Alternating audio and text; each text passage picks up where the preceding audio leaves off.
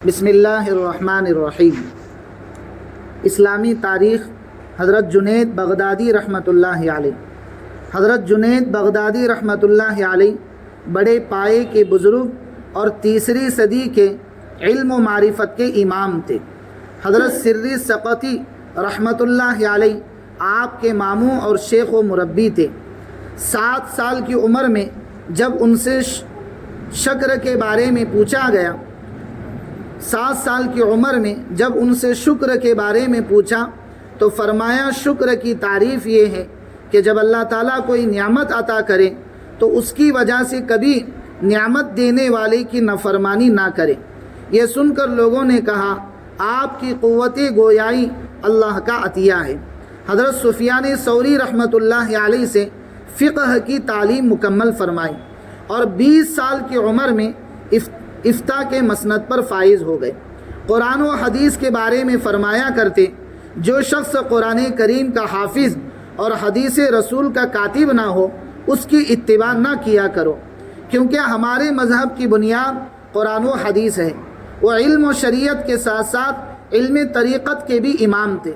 اپنے بارے میں فرمایا کرتے تھے کہ مجھے سلوک و معرفت کا بلند ترین مقام فاقہ کشی، ترک دنیا اور شب بیداری کی وجہ سے حاصل ہوا ہے۔ وعظ گوئی سے دور بھاگتے تھے۔ ایک مرتبہ خواب میں حضور اکرم صلی اللہ علیہ وسلم نے وعظ کہنے کا حکم دیا تو بیان کرنا شروع کر دیا، جس کو سن کر بہت سے لوگ ایمان قبول کر لیتے تھے۔ موت کے وقت ذکر میں مصروف تھے کہ اسی حال میں سن ہجری 297 میں جمعہ کے دن اپنے مالک حقیقی سے جا ملے اور امام کرخی کے قبرستان شیونیز میں دفن کیے گئے۔ نمبر 2، اللہ کی قدرت۔ چونٹی اللہ کی قدرت کا نمونہ۔ چونٹی بھی اللہ کی عجیب مخلوق ہے۔ اتنے سے چھوٹے جانور میں اللہ تعالیٰ نے آنکھ، ناک، کان، دل اور دماغ، ہاتھ، پیر کتنی کارگری سے بنائے ہیں۔ پھر ان کو سوچنے، سمجھنے اور سونگھنے کی بے پناہ صلاحیتوں سے نوازا۔ وہ 1 میل کی دوری سے میٹھی چیزوں کا سونگھ کر پتہ لگا لیتی ہے۔ چونٹیوں کی سردار کو جب کوئی چیز ملتی ہے تو وہ اپنے ماتحت تمام چونٹیوں کو بلاتی ہے اور اس چیز کو اٹھا کر اپنے بلوں میں لے جاتی ہے۔ اگر کسی دانے کے جمنے کا خطرہ محسوس کرتی ہے تو اس کے ٹکڑے ٹکڑے کر دیتی ہے، اور گرمی کے موسم میں سردی کے لیے اور اسی طرح برسات کا موسم آنے سے پہلے ہی ذخیرہ جمع کر لیتی ہے۔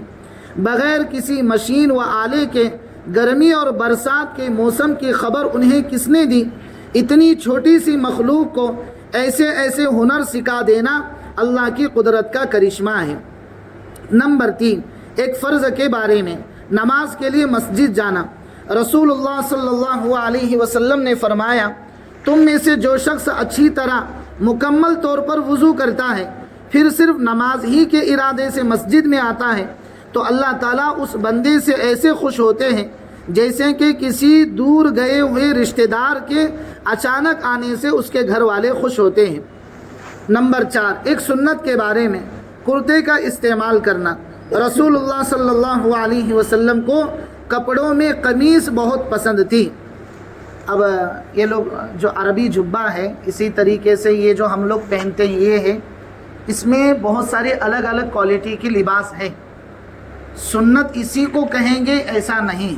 ہاں، اللہ کے نبی صلی اللہ علیہ وسلم نے کپڑوں میں جو سب سے زیادہ پسند کرتے تھے وہ کرتے کو پسند کرتے تھے۔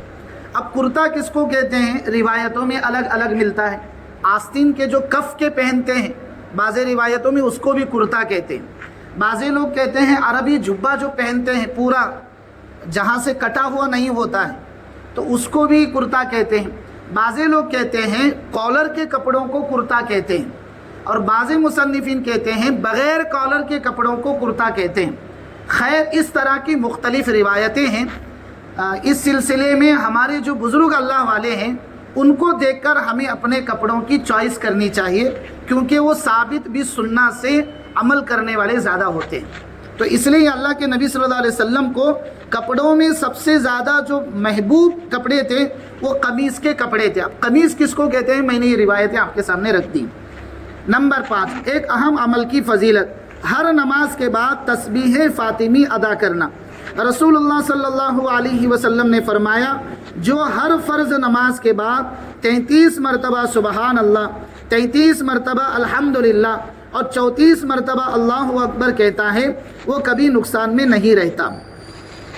اس کی بہت ساری فضیلتیں فضائل اعمال میں بھی آپ نے سنی ہے۔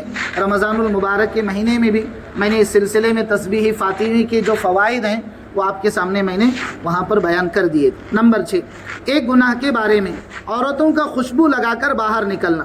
رسول اللہ صلی اللہ علیہ وسلم نے فرمایا جو عورت عطر لگا کر یعنی خوشبو لگا کر لوگوں کے پاس سے گزرے تاکہ لوگ اس کی خوشبو محسوس کریں تو وہ زانیہ ہے یعنی زنا کرنے والی ہے، اور ہر دیکھنے والی آنکھ زناکار ہوگی۔ اس میں دونوں وعیدیں ہیں، دیکھنے والے بھی زناکار میں شمار ہوں گے اور جس عورت نے خوشبو استعمال کیا ہے وہ بھی زانیہ میں شمار ہوگی۔ اللہ ہم سب کی حفاظت فرمائے۔ آج کل شادیوں میں فنکشنوں میں عورتوں کا ایک عام رواج بن گیا ہے، پرفیوم استعمال کرتے ہیں، تو یہ اللہ کے نبی صلی اللہ علیہ وسلم کی بہت سخت وعید ہے۔ اللہ تعالی ہم سب کی عورتوں کو ان چیزوں سے حفاظت فرمائے۔ نمبر 7، دنیا کے بارے میں دنیا میں خود کو مشغول نہ کرو۔ رسول اللہ صلی اللہ علیہ وسلم نے فرمایا تم میں سے قیامت کے دن مجھ سے زیادہ قریب وہ شخص ہوگا جو دنیا سے اسی طرح نکل آئے جس طرح میں چھوڑ کر جا رہا ہوں۔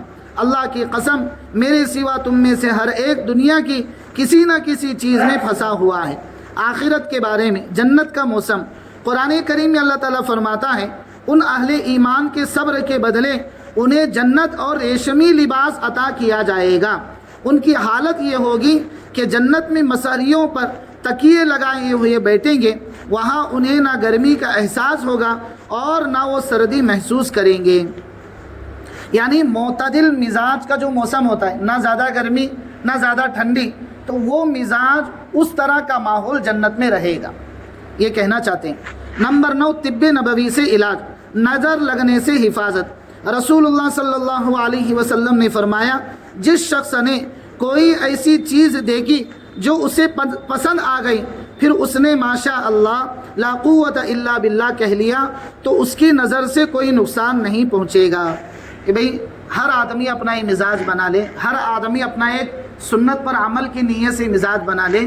کوئی بھی گھر اچھا لگے تو ماشاء اللہ بولے، اس کو کسی کی بائک اچھی لگے تو اس کو ماشاء اللہ بولے، کسی کے کپڑے اچھے لگے تو ماشاء اللہ سے زبان سے لفظ نکلے، کسی کا بچہ اچھا لگے تو ماشاء اللہ کے ذریعے سے خود والدین بھی اپنے بچوں کو ماشاء اللہ کہیں۔ روایتوں میں یہاں تک ملتا ہے ماں باپ کی نظر بچوں کو ایسے لگتی ہے وہ نظر اگر کانچ پر لگے تو کانچ چورا چورا ہو جائے، وہ نظر اگر اونٹ پر لگے تو اونٹ جو ہے ہانڈیوں میں چلا جائے، یعنی اونٹ جو ہے مر جائے۔ اس لیے ہر ساتھی اپنا مزاج بنا لے، کسی کی ٹوپی اچھی لگے تو فوراً کہنے ماشاء اللہ لا قوت الا باللہ۔ تو اس طرح کے ورڈ اگر استعمال کریں گے، الفاظ استعمال کریں گے تو گاڑی پر، کپڑوں پر، گھروں پر، بچوں پر اللہ تعالیٰ نظر بد سے حفاظت فرمائیں۔ اس لیے ہر ساتھی یہ مزاج بنا لے۔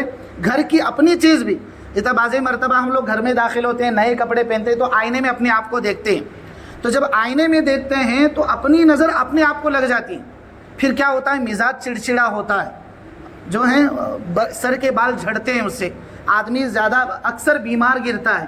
تو یہ نظر لگنے کے اثرات ہوتے ہیں۔ اس لیے اللہ کے نبی صلی اللہ علیہ وسلم فرما رہے ہیں کوئی بھی اگر آپ کو چیز پسند آ جائیں تو سب سے پہلے کیا کہنا ہے بھائی؟ ماشاء اللہ لا قوت الا باللہ۔ تو اس سنت پر عمل کرنے کا ثواب بھی ملے گا اور ایک سنت کے ذریعے سے ہماری صحت بھی برقرار رہے گی۔ اللہ تعالیٰ کہنے سننے سے زیادہ عمل کی توفیق عطا فرمائے۔